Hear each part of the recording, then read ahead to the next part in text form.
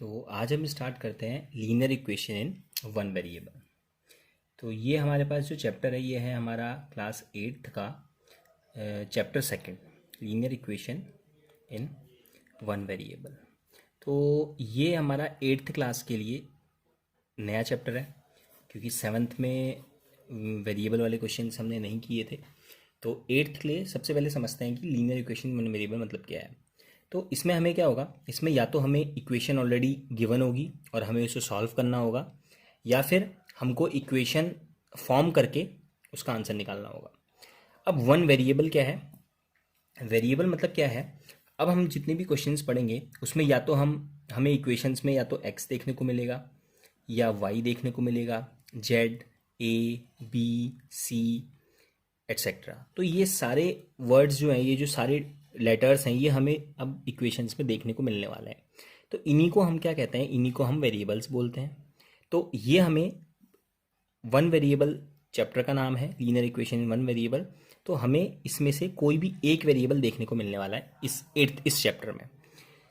तो अब हम समझते हैं कि वेरिएबल क्या है। तो ये तो हम समझ गए कि वेरिएबल, इन सारे जो लेटर्स हैं ये सब को हम क्या कहेंगे, वेरिएबल्स बोलेंगे।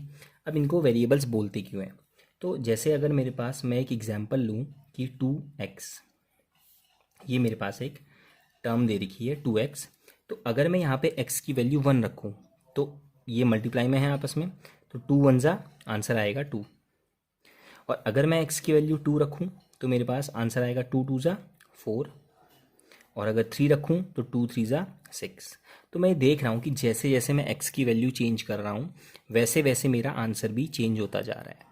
तो इसका मतलब कि इस इक्वेशन का या इस टर्म का जो आंसर है वो टोटली किस पे डिपेंड कर रहा है, वो डिपेंड कर रहा है x पे।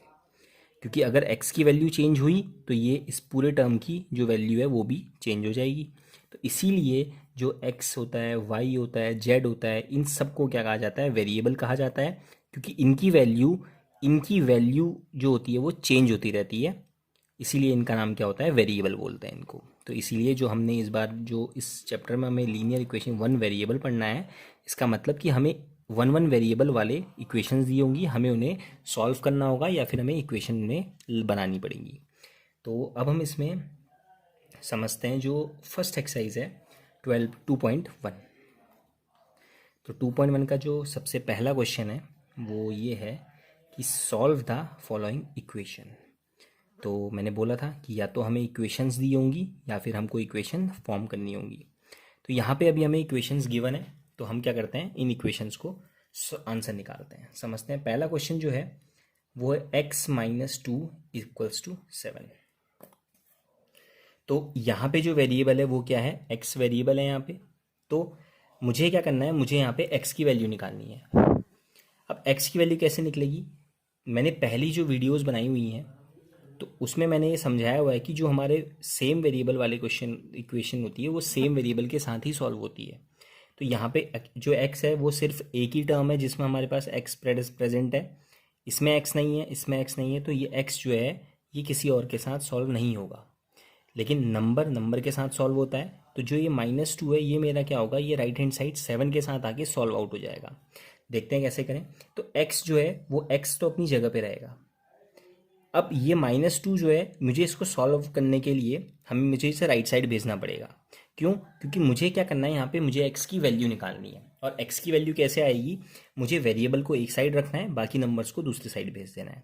तो जब ये -2 इक्वल्स टू के राइट हैंड साइड जाएगा, तो जब भी कोई नंबर इक्वल्स टू के राइट हैंड साइड जाए या लेफ्ट हैंड साइड आए तो क्या होता है, उसका जो साइन होता है वो चेंज हो जाता है। प्लस माइनस में कन्वर्ट हो जाता है, माइनस प्लस में कन्वर्ट हो जाता है, मल्टीप्लाई डिवाइड में हो जाता है और डिवाइड मल्टीप्लाई में हो जाता है। तो यहाँ पे जो 2 का साइन है वो क्या है, माइनस है। तो जो ये -2 है, जब ये राइट हैंड साइड ट्रांसफर होगा तो ये प्लस में कन्वर्ट हो जाएगा। और 7 तो अपनी जगह पे है, वो अपनी जगह पे रहेगा। अब -2 जब इधर आया तो ये प्लस का 2 हो गया। तो x की वैल्यू कितनी आ गई, 7 + 2 9। तो यही मेरा क्या होगा, इसका आंसर होगा। अब मेरे पास एक ट्रिक है जिससे हम क्या कर सकते हैं, इसको चेक भी कर सकते हैं कि मेरा आंसर सही आ रहा है या नहीं आ रहा है। तो मैं क्या करूं, मैं जो मेरा आंसर आया है, जो मेरी x की वैल्यू आई है, मैं चेक कर लेता हूं इस इक्वेशन में पुट करके इसको। तो जब मैं x की वैल्यू 9 यहाँ पे x की जगह पे रखूंगा तो 9 - 2, 9 - 2 क्या होता है मेरा, 7 होता है। तो 7 = 7। तो मतलब कि मेरा लेफ्ट हैंड साइड और राइट हैंड साइड क्या होगा, इक्वल होगा।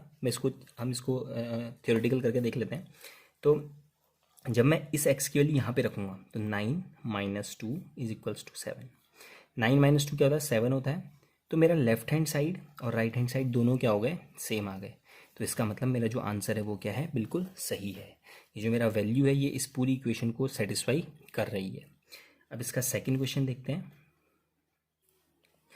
सेकंड क्वेश्चन बोल रहा है y+3 इज इक्वल्स टू 10। तो अब इसको समझते हैं। तो अब यहाँ पे जो मेरे पास वेरिएबल है वो है y। तो मुझे यहाँ पे y की वैल्यू निकालनी है। तो जब मैं y की वैल्यू निकालूंगा तो y को लेफ्ट साइड ही रखते हैं, 3 को क्या करते हैं, राइट साइड ट्रांसफ़र करते हैं। तो 10 तो अपनी जगह पे ही रहेगा। जब प्लस का 3 राइट हैंड साइड जाएगा तो ये माइनस का 3 बनेगा और y इक्वल टू कितना आ जाएगा, 10 - 3 7 आ जाएगा। तो ये क्या हो गया, मेरा इसका आंसर हो गया। चेक कर लेते हैं। तो 7 को जब मैं y की जगह रखूँगा, 7+3 होता है 10 और राइट साइड भी मेरा 10 है। तो मतलब ये क्या है, मेरा आंसर सही है। हमें इसमें चेक नहीं करना है, ये एक्चुअली हम खाली अपना एक कंफर्मेशन के लिए चेक कर रहे हैं। हमें इस क्वेश्चन में कहीं पे भी नहीं दिया है कि हमें अपना आंसर वेरीफाई भी करना है, लेकिन हम क्या कर रहे हैं, ये तो हम अपनी सेटिस्फेक्शन के लिए चेक कर रहे हैं कि हमारा आंसर सही है या गलत है। तो अब मैं थर्ड क्वेश्चन देखता हूँ। थर्ड क्वेश्चन बोल रहा है 6 = z+2। तो अब यहाँ पे जो मेरा वेरिएबल है वो है z। अब मैंने ये बताया कि जब हमें जिसकी भी वैल्यू निकालनी होती है तो हमें वेरिएबल एक साइड रखना होता है, भले हम लेफ्ट साइड रखें या हम राइट साइड रखें। अभी तक जो मेरे पास 2 क्वेश्चन किए, इनमें जो वेरिएबल था वो लेफ्ट साइड था, तो हमने इनको लेफ्ट साइड रखा था। अब मेरे पास जो वेरिएबल है वो राइट साइड है, तो उसमें मुझे इसको लेफ्ट साइड लाने की ज़रूरत नहीं है, मैं इसको राइट साइड ही रख सकता हूँ। तो मैं जेड को right side equal to right side रखता हूँ, लेकिन 6 जो है वो मेरा अपनी जगह रहेगा। अब +2 मुझे नंबर को नंबर के साथ भेजना है ताकि वो सॉल्व हो सके। अब ये जो +2 है ये मेरा लेफ्ट हैंड साइड जब आएगा तो ये +2 -2 में कन्वर्ट हो जाएगा और 6 - 2 मेरा होता है 4। तो ये मेरे पास z की वैल्यू आ गई। चेक करते हैं। तो जब मैं z की वैल्यू 4 यहाँ पे रखूँगा तो 4+2 होता है 6 और मेरा लेफ्ट साइड भी 6 है। तो मतलब मेरा ये आंसर बिल्कुल करेक्ट है। अब मैं इसमें फोर्थ क्वेश्चन देखता हूँ। अब जो मेरा फोर्थ पार्ट है क्वेश्चन का वो है 3/7 + x = 17/7। अब मेरे पास यहाँ पे क्या है, अब मेरे पास फ्रैक्शन में आ गया है। तो सेम वही चीज़, मेरे को x वेरिएबल यहाँ पे गिवन है तो मैं यहाँ पे x की वैल्यू निकालनी है। 17/7 पहले से लिखा हुआ है तो इसकी अपनी जगह नहीं छोड़ेगा। अब 3/7 को मुझे क्या करना है, राइट साइड लेके जाना है ताकि वो क्या हो, सॉल्व आउट हो सके। तो 3/7 का साइन क्या है, प्लस है। तो ये जब राइट हैंड साइड जाएगा तो ये माइनस का 3/7 बनेगा। अब यहाँ पे मेरे पास नीचे बेस में दोनों नंबर 7 है, तो जब मेरे पास नीचे दोनों बेस में सेम नंबर होता है तो हम उनको डायरेक्ट माइनस कर सकते, माइनस प्लस जो भी साइन गिवन है, जैसे यहाँ पे मेरे पास माइनस का साइन गिवन है तो मैं उनको डायरेक्ट माइनस कर सकता हूँ और डायरेक्ट अपॉन में 7 लिख सकता हूँ। हम नॉर्मल वैसे समझते हैं, हम जो प्रॉपर मेथड है वो समझते हैं। दोनों का जो एलसीएम आएगा वो 7 आएगा, दोनों में हमने एलसीएम 7 लिया। अब 7 1 जा 7 और 1 17 जा 17 माइनस 7 1 जा 7 और 1 3 जा 3। तो 17 - 3 क्या होता है, 14/7 होता है। और मैं इसे कैंसिल करूँगा तो 7 2 जा 14, तो मेरा 2 क्या हो गया, मेरा आंसर आ गया। अब लेकिन ये फ्रैक्शन वाला है तो मैं हम इसको चेक कर लेते हैं। तो चेक कैसे करें, नॉर्मल हमें ये जो वैल्यू है ये अपनी इक्वेशन में रखनी है। तो चेक करते हैं। 3/7 प्लस मेरी x की वैल्यू आई है 2, तो मैं यहाँ पे पुट करता हूँ इसे = 17/7। अब मैं इसको सॉल्व करता हूँ तो क्या आएगा। अब यहाँ पे मेरे पास अपॉन में कुछ नहीं है तो मैं अपॉन में 1 लगा सकता हूँ। क्यों, क्योंकि अपॉन में 1 लगाने से क्वेश्चन में कोई फ़र्क नहीं पड़ने वाला है। तो अब मैं इसका एलसीएम लेता हूँ तो मेरे पास एलसीएम आएगा 7। अब 7 1 जा 7 और 1 3 जा 3 प्लस 1 7 जा 7 और 7 2 जा 14 = में राइट साइड मेरे पास 17/7 गिवन है। 14 + 3 होता है 17/7 = 17/7। ये मेरे पास लेफ्ट हैंड साइड और राइट हैंड साइड सेम आ गए, तो इसका मतलब मेरा जो आंसर निकाला है वो क्या है, बिल्कुल सही है। अब मैं देखता हूँ इसका फिफ्थ पार्ट है 6x = 12। तो अब मुझे x की वैल्यू निकालनी है। तो जो इसके साथ नंबर लगा हुआ है या इसको हम कोफिशिएंट भी बोलते हैं, तो ये जो नंबर है मुझे इसको यहाँ से हटाना है। अब 6 और x के साथ जो साइन है वो क्या है, वो मल्टीप्लाई का है। तो जब ये इक्वल्स टू के राइट हैंड साइड जाएगा तो ये क्या करेगा, डिवाइड करेगा। तो ये जो 6 है ये इसके डिवाइड में आ जाएगा, और 6 2 ज़ा 12। तो x की वैल्यू मेरे पास क्या आ गई, 2 आ गई। इसको चेक कर लेते हैं, x की वैल्यू यहाँ पे 2 करें तो 6 2 ज़ा 12। तो लेफ्ट हैंड साइड भी 12 और राइट हैंड साइड भी 12, मतलब मेरा आंसर सही है। अब देखते हैं सिक्स्थ क्वेश्चन। सिक्स्थ क्वेश्चन कह रहा है t/5 इक्वल्स टू 10। तो अब ये जो 5 है ये t के साथ डिवाइड में है, तो हमें तो क्या करना है, यहाँ पे जो वेरिएबल गिवन है वो है t। तो मैं यहाँ से t की वैल्यू निकालता हूँ। तो ये 5 डिवाइड में है, तो जब ये इक्वल्स टू के राइट हैंड साइड जाएगा तो ये क्या करेगा, मल्टीप्लाई करेगा। तो t इक्वल्स टू कितना आ गया, 50। तो यही मेरा आंसर होगा। चेक कर लेते हैं। तो जब मैं t की जगह 50 रखूँगा, 50/5, तो 5 10 ज़ा 50। अब मेरे पास है सेवन्थ क्वेश्चन। अब मैं सेवन्थ क्वेश्चन समझूं, तो सेवन्थ क्वेश्चन है 2x/3 इक्वल्स टू 18। अब यहाँ पे हमें जो वेरिएबल गिवन है वो x है। तो जब मैं x की वैल्यू निकालूंगा तो अब यहाँ पे 2 भी इसके साथ लगा हुआ है और 3 भी इसके साथ डिवाइड में है। तो मुझे एक एक करके इनको क्या करना पड़ेगा, राइट साइड भेजना पड़ेगा। तो सबसे पहले मैं 3 को भेजता हूँ। तो 3 x के साथ डिवाइड में है, तो जब ये इक्वल्स टू के अपोजिट जाएगा तो ये मल्टीप्लाई करेगा। अब मैं इनको मल्टीप्लाई नहीं करता हूँ, क्यों, क्योंकि अभी ये जो 2 है मुझे इस 2 को भी यहाँ से हटाना है, और ये 2 जो है वो डिवाइड में आने वाला है। तो अब मैं यहाँ से x की वैल्यू लिखूँ तो 18 मल्टीप्लाई बाई 3। अब ये 2 जो था वो x के साथ मल्टीप्लाई में था, तो इक्वल्स टू के अपोजिट जाके क्या करेगा, डिवाइड करेगा। और 2 9 ज़ा 18, तो x इक्वल्स टू 9 3 ज़ा 27। तो ये मेरा क्या आ गया, आंसर आ गया। मैं इसको चेक कर सकता हूँ, इसको चेक कर लेते हैं हम। तो जब मैं इस x की वैल्यू यहाँ पुट करूँगा तो 2 मल्टीप्लाई बाई x की वैल्यू 27 है, अपॉन में 3 है, इक्वल्स टू 18। 3 9 ज़ा 27 और 9 2 ज़ा 18। तो लेफ्ट हैंड साइड और राइट हैंड साइड मेरे पास दोनों क्या आ रहे हैं, सेम आ रहे हैं। तो इसका मतलब मेरा आंसर सही है। तो अब चेक करते हैं एट्थ क्वेश्चन। एट्थ क्वेश्चन है 1.6 इक्वल्स टू y/1.5। अब मुझे यहाँ से क्या करना है, मुझे यहाँ से y की वैल्यू निकालनी है। तो 1.5 y के डिवाइड में है, तो जब इक्वल्स टू के अपोजिट जाएगा तो ये क्या करेगा, मल्टीप्लाई करेगा। तो मैंने मल्टीप्लाई में लिख दिया। अब मैं इन दोनों को मल्टीप्लाई कर लेता हूँ। तो जब मैं इनको मल्टीप्लाई करूँगा 1.6 मल्टीप्लाई बाई 1.5, तो 5 6 ज़ा 30, 5 1 ज़ा 5 6 7 8 0 1 6 ज़ा 6 1 1 ज़ा 1, तो 0 8 और 6 14 और 2 1 2 1 2, तो 2.4। तो इनका जो आंसर आ गया वो क्या आ गया, 2.4। तो ये मेरी y की वैल्यू आ गई। तो ये पॉइंट वाला है, तो इससे घबराने की कोई वो नहीं है। तो हम इसको चेक भी कर लेते हैं। प्रोसीजर नॉर्मल सेम फॉलो हो रहा है जो हम ऊपर अभी तक फॉलो करके आए हैं। तो अब हम इसे चेक करें तो y की वैल्यू 2.4 आई है, तो मैं यहाँ पे 2.4 रखता हूँ। 1.6 इक्वल्स टू 2.4 अपॉन 1.5। अब मैं इसे सॉल्व करूँगा तो इस पॉइंट के आगे एक डिजिट है और ऊपर वाले पॉइंट के आगे भी एक डिजिट है, तो ये वाला पॉइंट और ये वाला पॉइंट एक दूसरे को कैंसिल कर देंगे। अब मैं इन्हें सॉल्व करूँ तो 3 8 ज़ा 24 3 5 ज़ा 50। अब ये कट तो रहा नहीं है, तो मैं इसे पॉइंट में निकालता हूँ। 5 1 ज़ा 5, अब यहाँ कैरी हुआ 3, तो पॉइंट लगाऊंगा तो 30 बनेगा, और 5 6 ज़ा 30। तो लेफ्ट हैंड साइड में भी 1.6 है और राइट हैंड साइड में भी मेरे पास 1.6 है। तो मेरा LHS और RHS दोनों सेम आ गए, तो इसका मतलब मेरा आंसर बिल्कुल सही है। अब हम करते हैं इसका 9th क्वेश्चन। अब 9th क्वेश्चन कह रहा है 7x - 9 इक्वल्स टू 16। तो अब इस क्वेश्चन को देखें तो यहाँ पे मेरे पास क्या है, x वेरिएबल गिवन है, तो यहाँ से x की वैल्यू निकालेंगे। तो सबसे पहले इस 9 को मैं राइट साइड भेजता हूँ। तो 7x इक्वल्स टू 16। 9 का साइन यहाँ, 9 यहाँ माइनस के साइन के साथ है, तो राइट हैंड साइड जाएगा तो +9 होगा। 7x इक्वल्स टू 16 + 9 होता है 25, तो x इक्वल्स टू आ जाएगा। अब 7 और x के बीच में क्या साइन है, मल्टीप्लाई है, तो जब 7 इक्वल्स टू के अपोजिट जाएगा तो डिवाइड में आ जाएगा। ये दोनों कटते नहीं है तो इनको ऐसे ही छोड़ दिया जाएगा, यही मेरा आंसर होगा। अब 10th क्वेश्चन देखते हैं। 10th क्वेश्चन कह रहा है 14y - 8 इक्वल्स टू 13। तो आप समझे। अब फिर से वही, ये इस टर्म को मैं राइट हैंड साइड भेजता हूँ, तो 14y इक्वल्स टू 13, यहाँ ये माइनस का है, राइट साइड जाके प्लस करेगा तो 14y इक्वल्स टू 8, 9, 10, 11 और ये 21।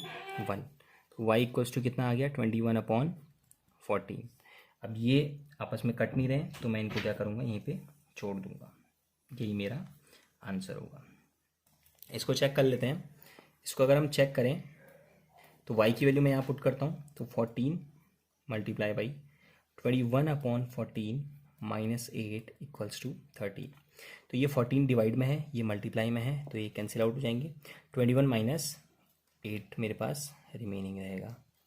तो जब 21 में से 8 माइनस करूँगा तो चेक करो 21 माइनस 8 तो करके देखो तो 11 तो 9 10 11 तो 3 बच रहा है मेरे पास और 1 यहाँ से बचेगा तो 13 आ रहा है। तो देखो लेफ्ट हैंड साइड और राइट हैंड साइड दोनों मेरे पास सेम है, तो मतलब मेरे पास मेरा आंसर ये भी करेक्ट है। अब इसके बाद 11th क्वेश्चन समझते हैं। तो अब जो हमारे पास 11th क्वेश्चन है, 11th पार्ट, यह 17 प्लस 6p इक्वल्स टू 9। तो अब पहले मुझे 17 को राइट साइड लेके जाना पड़ेगा, 6p इक्वल्स टू 9। अब जो 17 है वो राइट साइड जाके माइनस का 17 हो जाएगा क्योंकि वो लेफ्ट साइड प्लस में था। अब यहाँ पे हमें एक नई चीज़ इंट्रोड्यूस हो रही है, यहाँ पे हमें छोटे नंबर से बड़े नंबर को माइनस करना है। तो यहाँ पे हम एक चीज़ समझते हैं इसमें, ऐसे केस में क्या होता है, अब इस क्लास से हम क्या करेंगे, अब इसमें यहाँ से अभी तक हमने ये पढ़ा है कि हम हमेशा बड़े नंबर से छोटे नंबर को सब्ट्रैक्ट करते हैं, लेकिन अब क्या है, अब हम छोटे नंबर से बड़े को भी सब्ट्रैक्ट कर सकते हैं, बस उसके साइन में डिफरेंस आ जाएगा। कैसे आएगा, अगर हमारे पास प्लस पहला नंबर पॉजिटिव है और दूसरा नंबर भी पॉजिटिव है तो उनका जो रिजल्ट होता है या जो हमें करना होता है उनमें, तो वो क्या आता है, वो आता है पॉजिटिव, मतलब हमें ऐड करना होता है।